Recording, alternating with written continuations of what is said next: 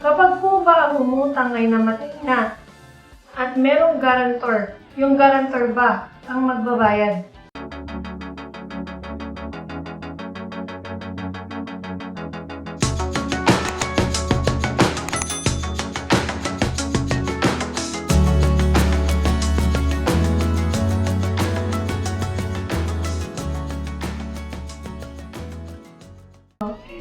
Sir, first question is from Yang. Says, kapag po ba ang umutang ay namatay na at merong guarantor, yung guarantor ba ang magbabayad?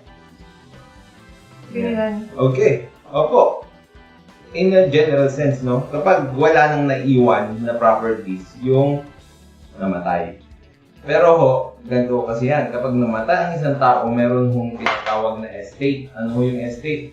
Yun po yung katauhan ng kanyang ari-arian kapag namatay siya.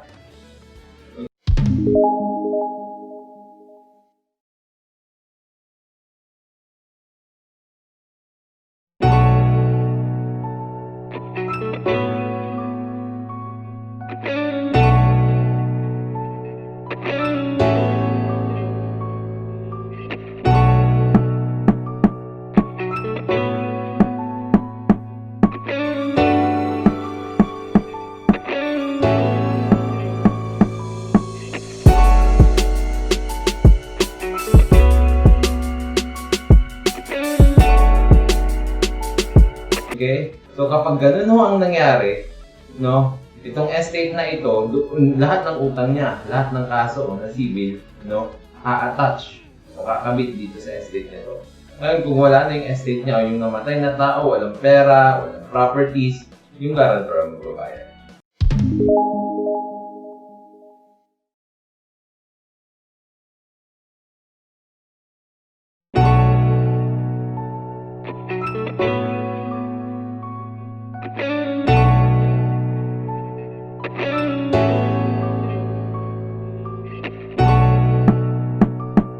Subject to the benefit of excussion. Ang ibig sabihin ng benefit of excussion, dapat patunayan mo na wala talagang pangbayad ng estate ko yung guarantor.